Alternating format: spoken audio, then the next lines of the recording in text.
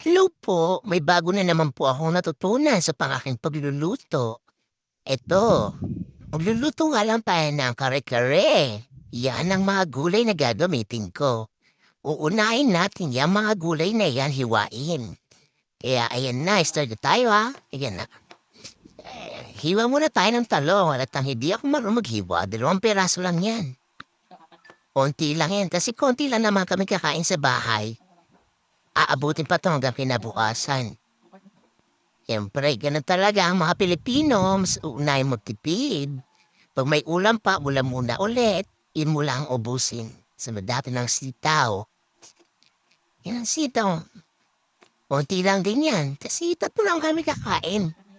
Halos di naman kami kumakain dito sa bahay. Madalang lang. Bihira lang kami kumain dito.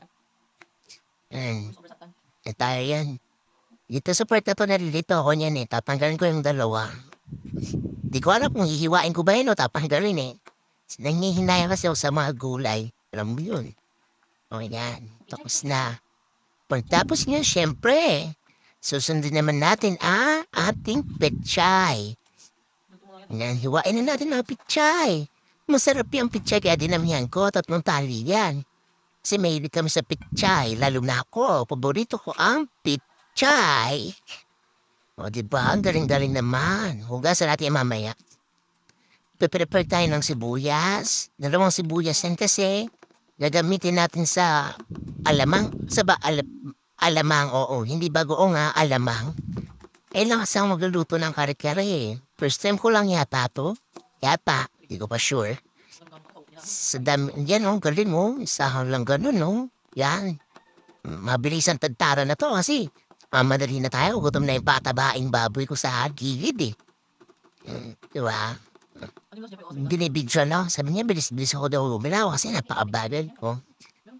Matatagta rin pa natin yan ang pinong-pinong-pino para masarap-sarap kainin. Yan o, diba? Tapos na set na natin dyan sa ngirid yan. Tapos isusunod naman natin yung baboy natin, yung slice. Ayan na yung slice na baboy. Yeah, slice yung baboy kasi hindi na nabidyohan. Kunti ka bidyo eh. Ayan, pipirito na tayo na talong. Pirito natin talong. Kasunod naman ay sitaw. Pipirito natin yung sitaw. Pirito na lang kasi ayoko ng parang laga. Yan, sarap yan. Ang bango-bango. Ang sarap-sarap.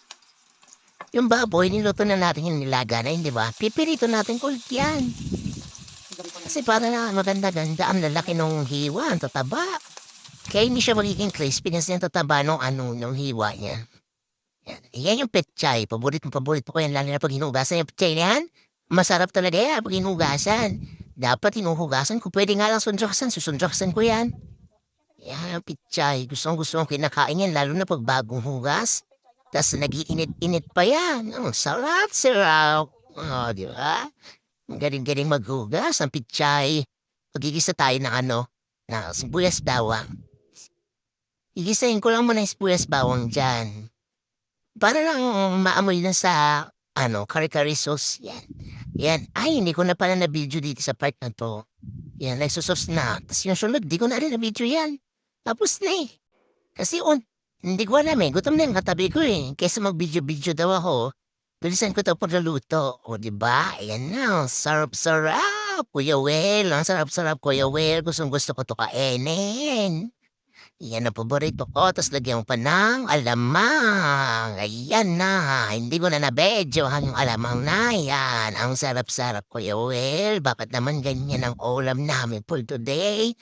Ay, nako Kuya Well, kung alam mo lang kung gano'n kasarap ang luto ko.